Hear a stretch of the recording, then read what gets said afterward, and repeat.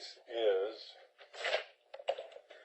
State of Oregon versus Christopher Robert Walker. It's case number 143202. This is the time set for trial. And we have the defendant present without counsel. The state's present. Is the state ready to proceed? State's ready, Your Honor.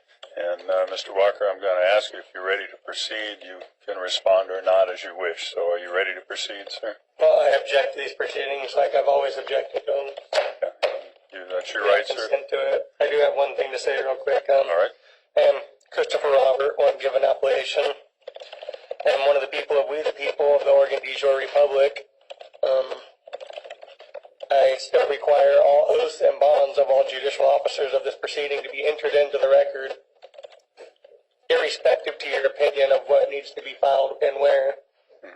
And again, I request the appearance bond to have me unlawfully here in the first place. And You're not ready.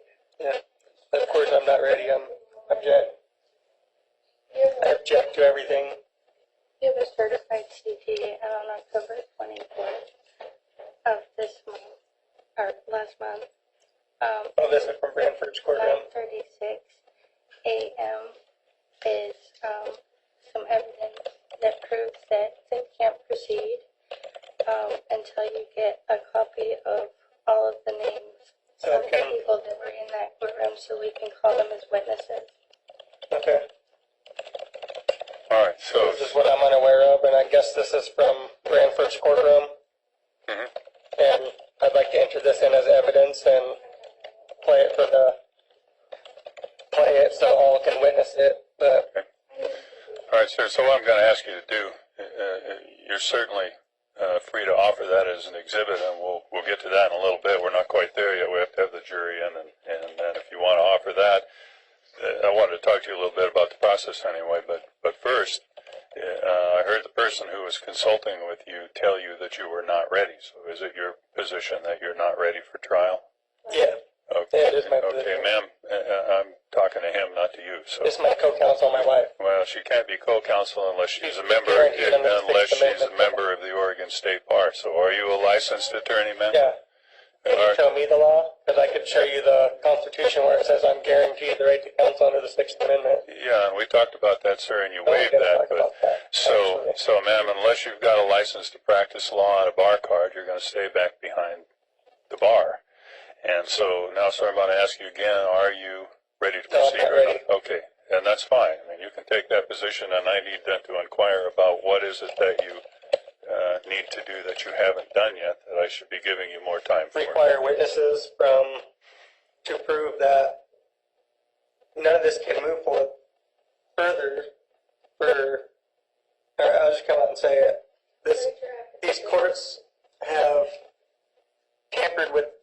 Take a minute and just raise your paperwork. Take all the time you need.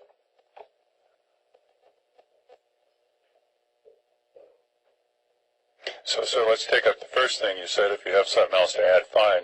You're indicating to me that you haven't gotten the witnesses you need, and so the Yeah, I would question. like to read this affidavit. Well, sir, give me just a minute. And let me get to that. I need to ask you some questions. So when we've met on this case a number of times, I've told you you had the right to get subpoenas to subpoena witnesses. Have you subpoenaed any witnesses? No, unfortunately, I'm in jail and I can't. Yeah, so I would like to read this because this is stuff in here that So, I need to get on the record. yeah, as long as it doesn't take too long, go ahead. No, it shouldn't take too long. It's not that long. Well, then go ahead, sir. Let's get to it.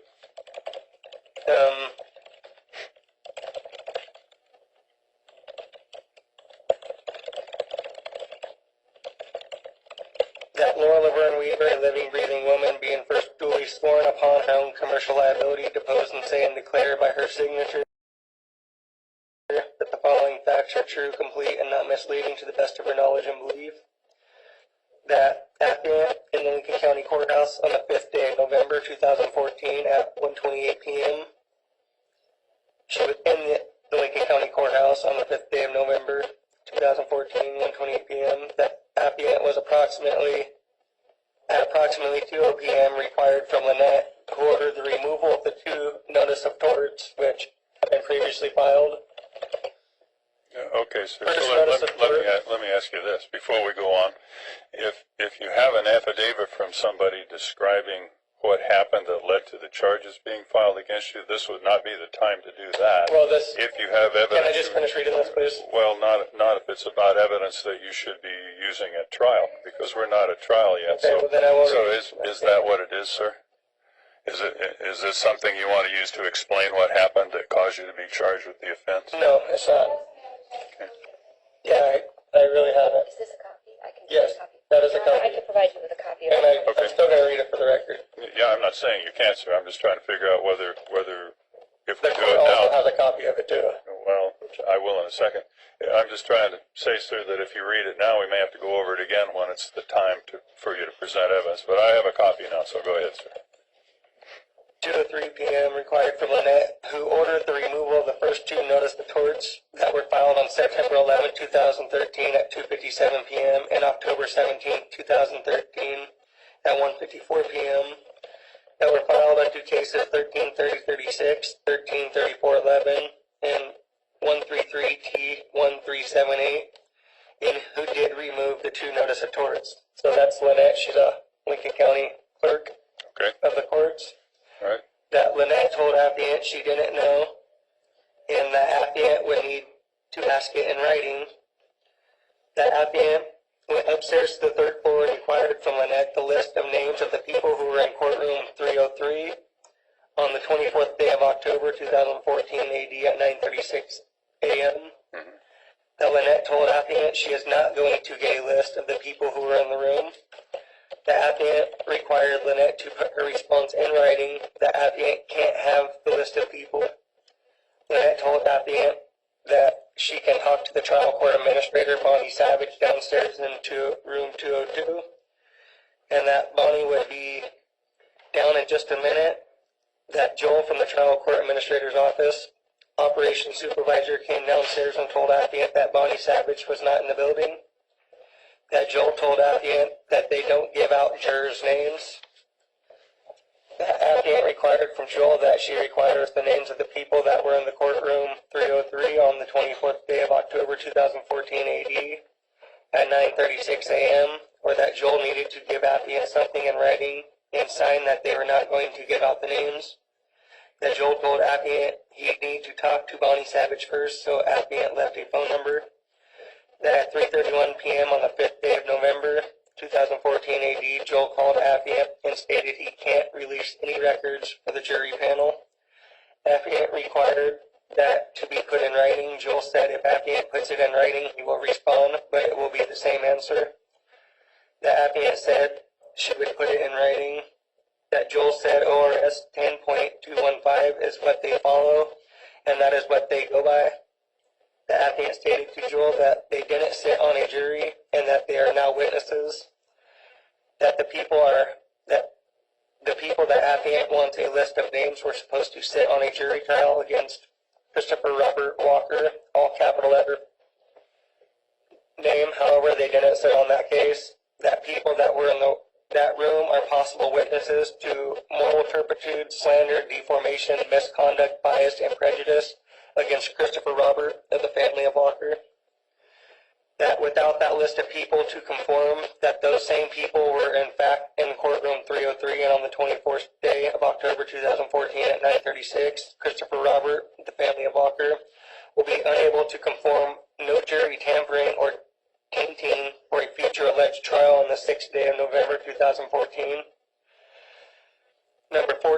Case number 143202, and on the other cases 133036, 133411, 133T138, and 143990 pending, that those same people that were in fact in courtroom 303 on the 24th day of October 2014 AD at 9:36 a.m. will now need to be called as witnesses in all cases, referencing the cases I just read off to you.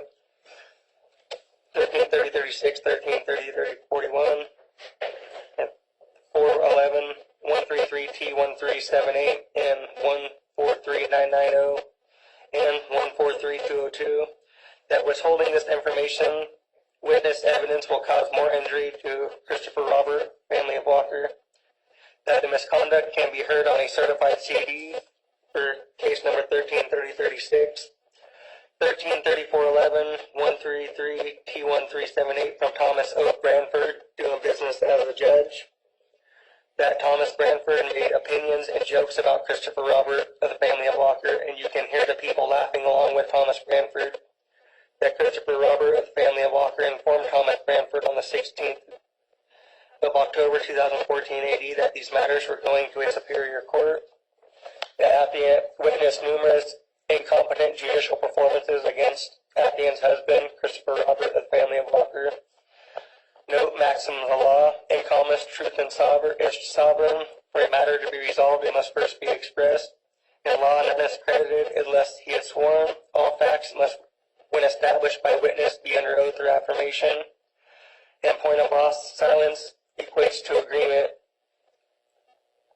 And I just need to say real quick, I have heard this, and I will say that everybody that was present in the courtroom, which the jury panel, needs to be called as witnesses because there was slander, there was bias and prejudice of opinion from Thomas Branford, and anybody that was on that jury panel cannot be on this jury panel and is a witness to the transgressions that Thomas Branford has committed.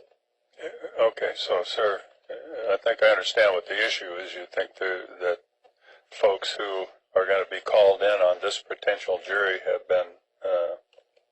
had discussions about you and maybe been influenced in a way that would be harmful to your situation. Am I following that?